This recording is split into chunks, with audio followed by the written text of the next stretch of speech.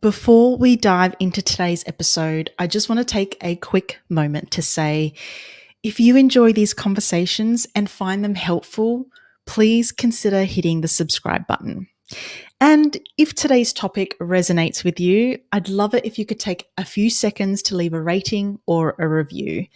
It really helps the show reach more people who might need a little more inspiration or guidance on their own journey. Thank you so much for being here, for your support, and for helping us grow this amazing community. Now let's jump in.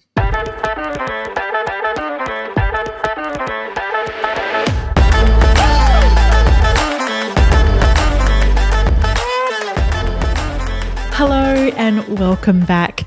Today, we are diving into a topic that I think is universally important and I think also sometimes underrated: joy.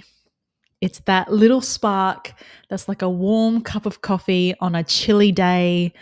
Or if you don't resonate with that, maybe it's that delicious gelato that you're having walking cliffside on the Amalfi Coast.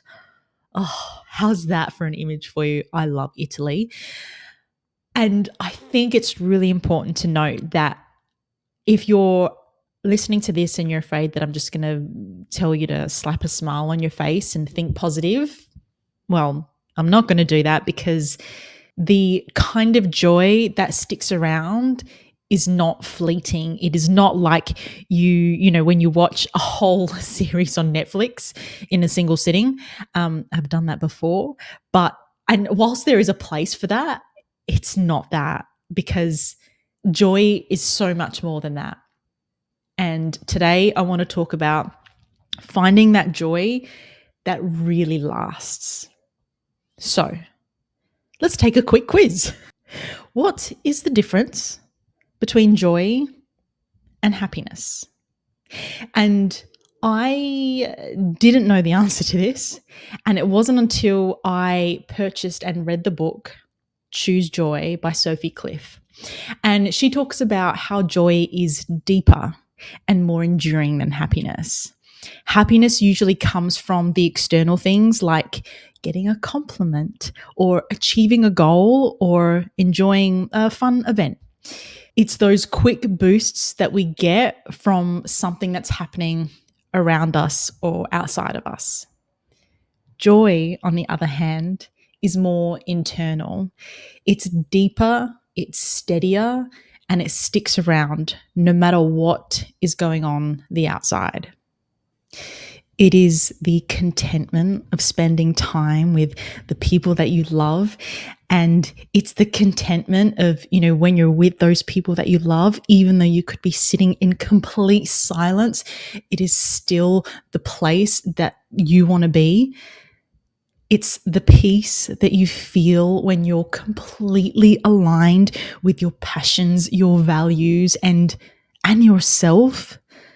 It's the sense of gratitude at the end of the day, even when things didn't go perfectly.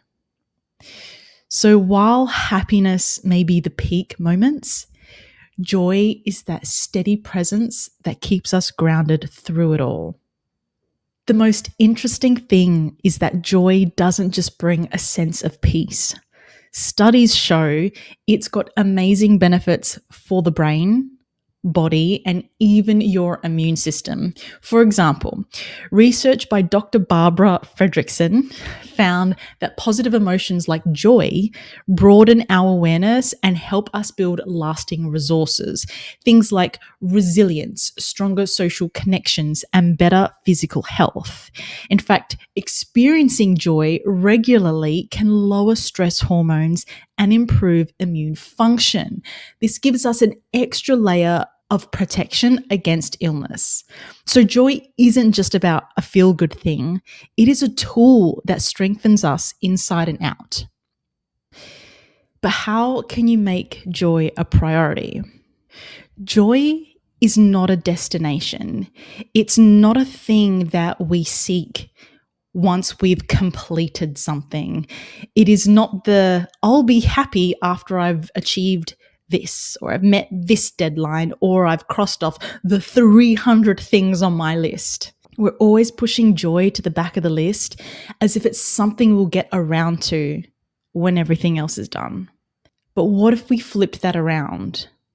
If joy was just as essential as brushing your teeth, imagine how shiny the joy could be when bring it, when you experience it, just as how healthy and shiny your teeth look. It is a matter of committing to making it a part of your routine.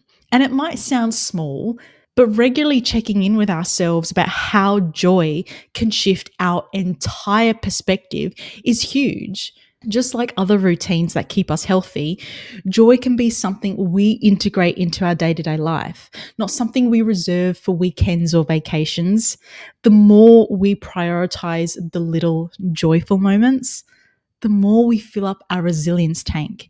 And honestly, our sense of purpose and meaning too, making it easier to handle so much more, but making life meaningful, making the things that we do meaningful, making everything that we do have purpose. And I'm not saying everything you do has to have purpose, but if everything you did with joy, how incredibly happy, joyful, and pleasant could life be?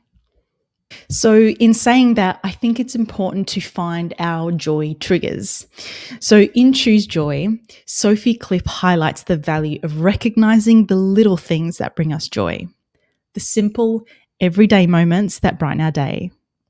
It's about paying attention to what lifts our spirits, because joy doesn't have to come from, like we said, those big standout external moments. It's often found in the smallest, most everyday experiences. So you could try jotting down these moments or keeping a mental note of when you think, you know what, life's pretty good.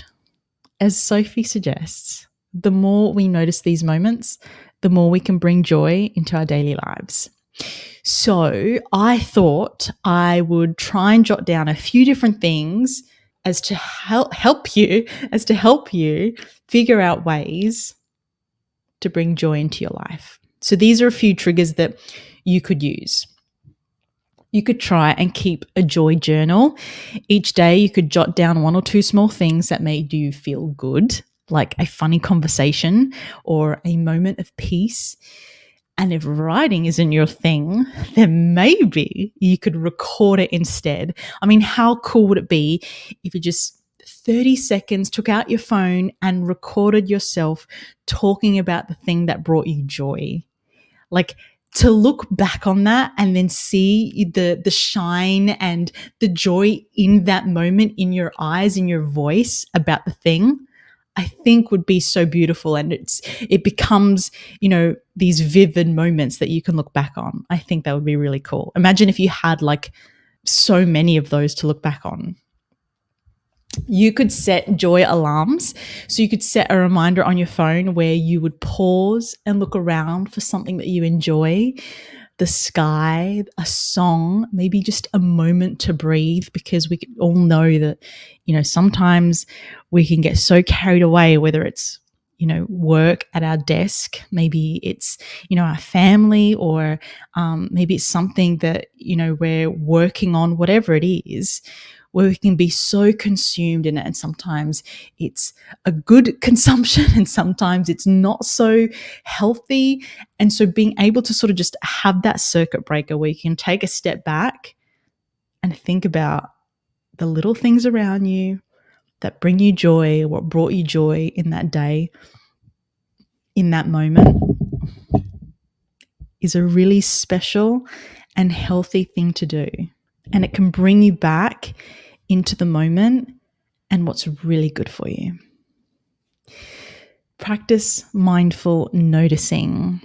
Take something as simple as having your morning mocha or smoothie or meditation, whatever it is, because so this is my thing. When I am working at a cafe, I order my favorite drink, which is a mocha. And the way they do it is they have melted chocolate. on the top. So when that comes out to me, what I like to do, take my finger and I take all the chocolate from the outside that's drizzled down the cup and taste it, and it's sweet taste. It really is so joyful for me. Like just thinking about it brings me so much joy. And it's something that I really like to savor in that moment every single time. So that's one thing that I like to do and to be mindful of. Or there'll be times when I'm going for my morning walk and there is a chill in the air, or it's kind of windy. Sydney can be windy. So I'll be going for my walk, but the sun will be out. And so I'll just stop. And even though it's a bit cold, maybe there's some wind, I can still feel the warmth of the sun on my skin and how it warms me up from the inside out. And I just love soaking in those moments. So take a pause and bring that mindful noticing into your day at different points of the day. Really, what can you notice and what can you savor in that moment? That can bring you just a tiny piece of joy. You could explore new experiences. Joy might also come from trying new things.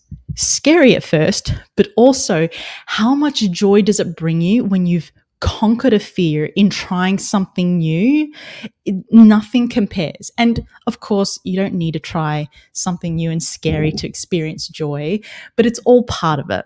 So I'm not saying you need to go skydiving, because I wouldn't, or even, knitting new socks. I mean, unless it's your thing, go for it. But sometimes the best source of joy comes from those surprising new things. So really, like, we cook every day, but maybe in that moment you're trying a new recipe and, the anticipation of is it going to work out could bring you joy, or the experience of, trying new flavors, trying a new cultural dish. Like, all these things are really fun and exciting. They can be, and they can bring joy. So how can you be more aware of the things that you're doing, that you're incorporating into your life, or even those little mundane moments, mundane in air quotes, how can they bring you joy? Next is mindful reflection. Have you ever caught yourself saying, where did the day go? Where did the time go? I do that a lot, although I'm getting better at it now. It's so easy to rush through a day, even on a beautiful day, without even or ever really noticing a single moment from it. So let's change that. Take a minute to pause and really see what's happening around you. And the thing is, I think we're often thinking that, again, we need that external, we need something to happen to us to experience joy. But the thing is, we're in control of our actions, of the things we do, of the things that we see, and our environments that we're in.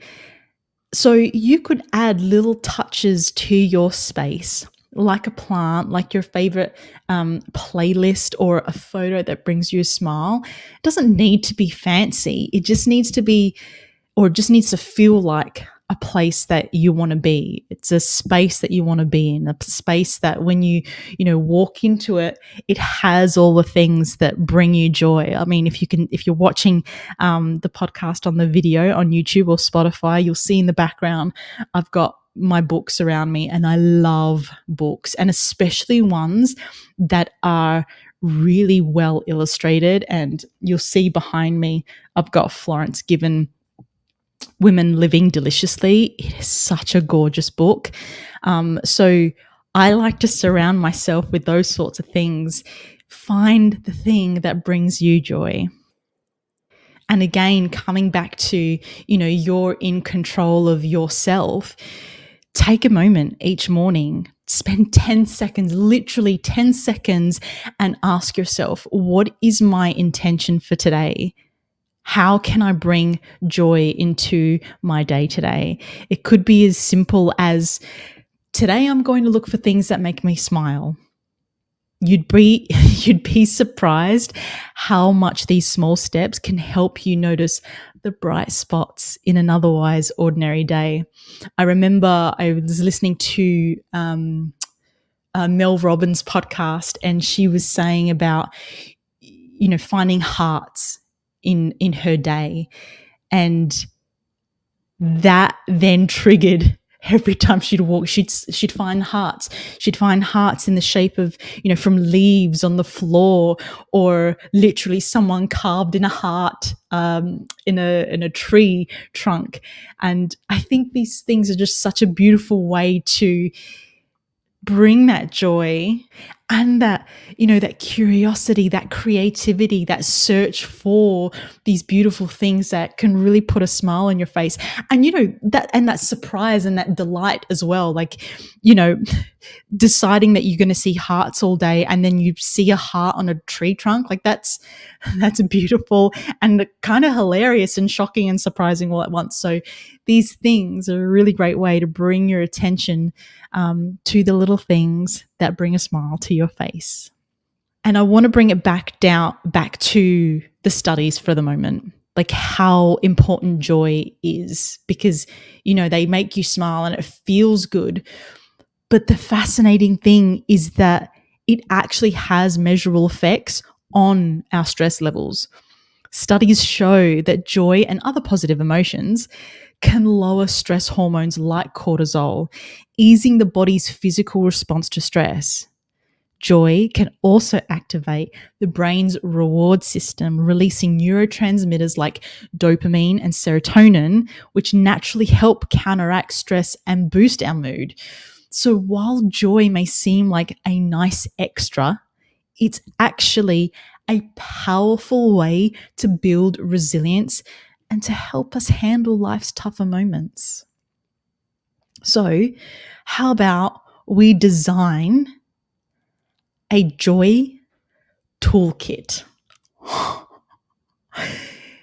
If you think of this toolkit as your personal stash of things that can lift you up when life gets tough, I think it's a really great way. Like, you have your first aid kit, but also you have your joy kit. So when you're feeling low or like you need a quick reset, you can reach for your joy toolkit. You could put little things in there that bring a smile to your face, like whether it's maybe a candle, a beautiful smelling candle. You could have your favorite playlist. You could put photos. You could put photos of people or places that you've been and that you love. Maybe a snack or movie, a list of movies that you love. They bring you joy, or maybe they crack you up. I have two go-to TV series that I go to because they make me laugh so hard. And I won't tell you what they are, but if you're interested, DM me and I'll share that with you, because obviously our humor can be different for everyone. It's subjective, but these two TV series crack me up and I love it. It just changes my whole day when I watch these series. So have a list of the series that you love. Could you add a cozy blanket, or maybe even like a scented eye mask, or the face masks as well? Like all of these things that you could have in there that really remind you that days and moments are opportunities to experience joy. So set up your joy toolkit in a way that, as soon as you open, you're like, yes, I love this. You could also put, write a letter to yourself. I think that's such a powerful thing. I've done that before, and, I've written a letter to myself. I actually put dates on them. So I wrote on, I'd put them in an envelope, and on the envelope, I would put the date of when I wanted myself to open it. And, I'd forget. I'd be coming back to these letters to myself. I'm like, oh, cool. I'd get really excited, getting the chance to read what I wrote to myself back when I was, experiencing whatever I was experiencing. So you could take that idea and put that in the joy toolkit. You could share all the times where you thought things were hard, but all the ways that you overcame them. Like, you're giving yourself evidence of how strong you are, how awesome you are, all the things that you've accomplished in life. Because, we can forget those things sometimes. We can forget our awesomeness. So write a letter to yourself about how awesome you are and put that in your joy toolkit as well, because you're special and you need to be reminded of that. The other thing I wanted to talk about is the tough times. So I think it's important to still look for joy in tough times. It might not feel like the right moments, but through those times, joy doesn't mean you're ignoring challenges, or that the challenge that you're going through is diminished or less important because now you're experiencing joy. It's not that at all. I remember an episode that I did with Dr. Nita Bushan, who lost her mother, her brother, and her father all before she turned 20. And she spoke of the paradox of life, the idea that joy and pain can actually coexist. And this was a really beautiful moment for me, because it really, I think sometimes when we are experiencing pain, it can be all consuming. But I think it's just a beautiful reminder to note that we all experience pain, but you still can experience joy in those same moments, and letting yourself feel that fully is really important, because it's about making space for sadness and joy without forcing either one of them away. So that was a really beautiful reminder that I learned from Dr. Nita Bushan. Another thing that I wanted to bring up was sometimes, and I've heard this in the language of some people around me, and that is that we don't deserve joy until we've earned it. And that for me doesn't sit well. I don't agree with that at all. Joy isn't something you have to qualify for. It's something that you have the right to feel. So if that's you and you think that way, maybe challenge those thoughts, because joy isn't on hold until you check the boxes, and it's not on hold until you've achieved whatever it is you think you need to achieve. It's here for you now, no conditions attached. So I guess another thing that is complementary to that is practicing self-compassion. Give yourself the permission to be imperfect. Allow yourself to enjoy the moment, even if you didn't get everything done today, even if you didn't get it quite right. Joy isn't reserved for perfect days or perfect people. Be kind to yourself. When you are, joy has a way of finding you much more easily. Thank you so much for tuning in. There's so much to joy, and you can find joy, like I said, in the littlest of things. I mean, if I were to think of, what brings me joy in this moment right now, it's that I get to talk to you. It's that I have, even though these solo episodes make me nervous and I've always got a bazillion things running through my mind about how I want the episode to go, it's still I feel, a privileged position that I get to do this, and I have you who's listening, and that brings me so much joy, and that brings me so much gratitude as well. So thank you so much for tuning in. I really appreciate you and the time that you're spending here with me today. Go find some joy in anything and everything that you're doing. You deserve it. You're an incredible human being, and joy is for everyone. Thank you so much for tuning in. If this episode brought you a little joy or some fresh perspective, please consider subscribing and rating the show. It really helps us find more people. And if you know someone who might benefit from a bit of extra joy, feel free to share this episode with them too. Stay awesome. and I'll catch you in the next one.